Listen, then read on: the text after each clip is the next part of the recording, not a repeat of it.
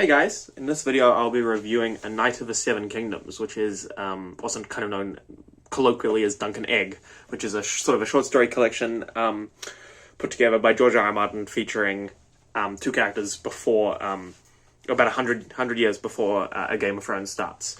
So, I'll get into the spoiler-free review very quickly here, and then we'll jump into spoilers. So the spoiler-free review is this is a really good book. I say book, it's a series of short stories, but they're actually relatively long short stories, and there's only 3 of them. And so I kind of view it almost as a book with 3 chapters, sort of. But they definitely are individual stories. But the point being that it's a really good book. The characters are really cool and interesting. But not just that, it's also just that the world is really cool, and we love the world. I love the world, I love Song of Ice and Fire world, and I really enjoy getting back into it. It's seeing it at a different time, in a more sort of stable time. It's kind of interesting. Even though there's still stuff going on, it's, there's not like war in the streets and stuff, and so it's a bit of a different vibe to what we get in the main series, the Song of Ice and Fire series, where everything is always going crazy at all times. Whereas this is kind of a small scale. For example, one of the stories is just a very small scale, like sort of hold fast versus hold fast kind of thing. I'll get into that in a bit more in spoilers. But the point being that spoiler-free review is that this book has really cool characters, a fantastic world, a great authorial voice. That's why we like our big boy George. And this is really fantastic. I'd give it like a 9 out of 10 or 8.5 out of 10 for the spoiler-free review. So let's jump into spoilers. So the first book, or the first short story, takes place at the tourney of Ashford Meadow, which is basically this big tournament, and basically it starts with Dunk, the main character, burying his former, his former knight, and now claiming that he is now a knight. Of course, he actually never got knighted. But, he's claiming that, and that sort of is a bit of a plot point throughout the series. But, so this first book is really, this first story is really good. I'd say it's probably the strongest, in my opinion, of all 3. It starts well. It's a kind of an interesting, first of all, it's fun as kind of a slice of life, a slice of medieval life, which I just find really interesting. You see a tourney, you see people jousting, and, doing their normal medieval thing in a relatively kind of benign environment, right? There's nothing crazy going on. It's really fun, and we get to know Dunk, which is cool. He's a cool character, and we get to know Egg, who's also a really cool character. And we actually know that he becomes Aegon the 5th? Aegon the Unlikely. I can't remember if it's Aegon the 5th or Aegon the 6th, but the point is we know who he becomes, and it's fun to see him as a kid, and he's just a fun character. So we get 2 fun characters. Let there be light, he said. So we get 2 fun characters, which is cool. And then, like I said, we get this kind of slice of life thing. But then the plot actually kicks in, which is that Dunk, this sort of evil, so to speak, prince hurts this girl, and Dunk saves her, and now he is being put on trial for hitting a crown prince. So we get this really cool trial by combat, like 7 versus 7, and it's really well done. It's really fun and interesting action, and not just actually for the sake of it. We sort of had it built up over the thing, and it has really big, high stakes, both for our main characters, but for the world as a whole, which is really cool. And it's just really fantastic. It's really well done, and the tension building is really good. And there's a little bit of gore, there's a little bit of graphic scene. So like, if you don't like graphic stuff, this next sentence is a bit gross. But this guy, he gets hit in the back of his head with a mace, and he tries to take off his helmet. His like brains come with the helmet. It's really scuffed. I have no idea if that's how it would work in real life. I really hope not, but I suspect it might be. But yeah, so the first, other than the brain incident, the first story is really strong, and I really enjoyed it.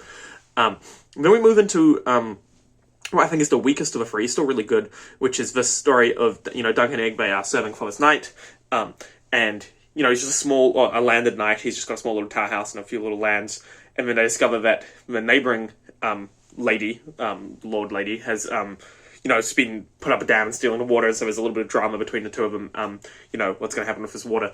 And I think that this story's greatest strength is also its greatest weakness, which its greatest strength is that it is small scale, and it's really interesting, and it's kind of fun seeing medieval world and medieval conflict happen on such a small scale, and like the micro scale. So it's not all about great lords, it's also, smaller conflicts between just landed knights and stuff. And so I do think that that's really cool and interesting.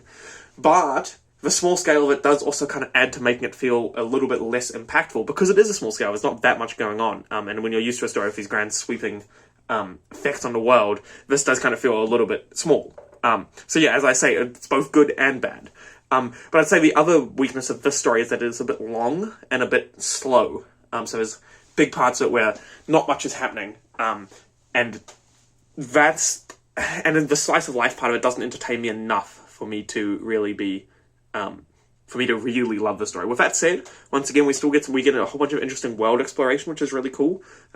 So for example, the knight he's serving fought with the Blackfires, and the lady was on the side of the Targaryens, and so we get this really interesting kind of sort of a history lesson combined with like a sociology lesson of how the world has changed, you know, after it had been, all these lords have been split into Blackfire and Targaryen, and we get this interesting stuff about, you know, if you, it's still like a charged issue 10 years later, you know, which side you fought for, which I think is really interesting. I think it's probably pretty similar to how it must have been in the States after the Civil War. Of course, the difference there being, though, that it was very geographical. If you were in the South, you fought for the South, and if you're in the North, you fought for the North. It's not exactly super complicated. But of course, in a feudal system, like in Westeros, that's not what happened, you know, so you had, you know, your neighbouring lord could be fighting for the other guy, and you could fight for this guy, and it's all very confusing. And I think this was a really interesting sort of exploration of that. So I'd say that this story, I forgot to rate the first one. I'd say the first one's probably like an 8.5, 9 out of 10. But I'd say that this story kind of drops down to maybe a 7.5 to 8 out of 10, which is still really good. It's still a fantastic story, still in the world of, you know, the Ice and Fire world, still really, really good. And I enjoyed it, but I will say it was just a little bit slower and a little bit small. But the smallness has also kind of made it a bit interesting and a bit different, so there's that. And then if we move into the final story, which is the one where he goes to this castle, this tourney at Butterwell, which is this castle, and turns out that this tournament is being held by all the aforementioned Blackfires, and it's kind of like a rebel tournament, and various dramas and stuff ensue. And I think that this one is... so this one sort of has the benefit of being a bit bigger in scale, and, you know, the impact of what happens is much bigger in scale. It's, you know, a revolution for the whole kingdom happening, which is... So it benefits from that. It also benefits from having interesting and cool characters around, not just Dunk and Egg, who are always around, and they're cool, but also, like, Hedge Knights and stuff. So it benefits from that. And once again, we get the same thing. We get this cool slice of life. We get to see a medieval tournament, and we get to see a feast and a wedding, which I think is really interesting. And we, once again, just get to explore our characters. But I will say that one weakness of this story, and to be fair, this could just be me, being a bit of an idiot, but I had a bit of trouble keeping track of some of these characters. Like, it would be like, and then Lord Peak showed up, and I'm like, who the fuck is Lord Peak again? I can't remember. And this isn't an issue I normally had. Like, I happily read through all of Song of Ice and Fire, and I know basically most of it. Like I could do pretty well in some of Song of Ice and Fire trivia quizzes. But for whatever reason, maybe it's the fast pace of the story. There's so many characters, but it's not a very long story, so I'm gonna get a lot of time to know them. I was quite a few times I was like confused as to who. I'm like, who is this character again? What does he want? So I'd say that was a bit of a weakness in the story for me. It had a very complicated web of characters, not enough time for me to be like figuring it out. With that said, though, I kind of just winged it, and I was like, oh, whatever, this character is, I don't even care. It was just kind of, I kind of just immersed myself in the story and let it kind of wash over me. And so I would say that this last story is probably kind of in between. It's kind of a middle. It's probably like an 8 out of 10. It's good, perhaps not as good as the first one, but not necessarily quite as slow as the second one. And it does have, as I say, a bit more scale. And at the end, we get to meet Bloodraven, which is really cool because we've heard about him in so many different places. So it was cool for him to show up. And there's some interesting, cool action in this. You know, with Dunk fighting, and he gets like stabbed and stuff. And I think that's really cool. And so I will say, yeah, that I really enjoyed the last short story. I will say that it's a bit saddening because I don't think we're ever going to get any more Dunk and Egg, which is unfortunate because the book kind of ends with a little like afternote from George R.R. being like, yeah, we'll see these guys again. And I'm like, I don't think we will, George. I don't think we will. I think you're a bit old. And so that is unfortunate. It's kind of an unfortunate thing where it does feel sort of like an unfinished story, because even though it's short stories, they're all kind of the same characters moving, you know. So for example, we're told that they're going to go to Winterfell, and it's like, well, I'm sure they did, but I don't think we're ever going to see it, which is unfortunate. But yeah, other than that gripe and the small little kind of gripes I expressed overall, this is a really, really solid book. And I think its main strength overall as a series of 3 books is just how it just brings you back into the Song of Ice and Fire world. If you like A Song of Ice and Fire, or even a Game of Thrones, you know, forget A Song of Ice and Fire. If you were a fan of a Game of Thrones TV show and you're kind of like, oh, you know, I wish I could get into the books, but they're so freaking big, then this is actually a great kind of way for you to enter into the world and have a great time with the characters without actually, or with some of the characters without actually having to deal with the, like, voluminous books that are A Song of Ice and Fire. In fact, I would kind of say as an analogy, the Dunk and Egg stories are to A Song of Ice and Fire what The Hobbit is to Lord of the Rings.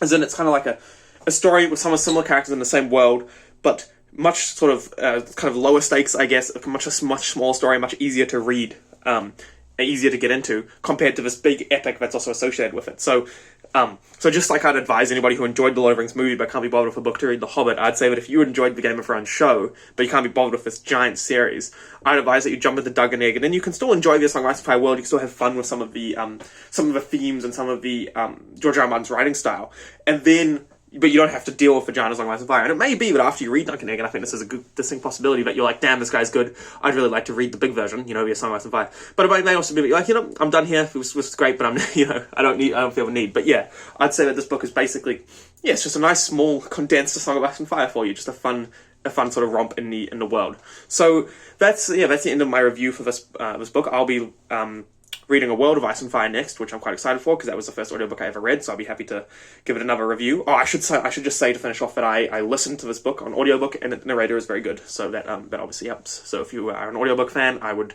recommend this as an audiobook as well. Anyway, thanks very much for watching, and have a great day.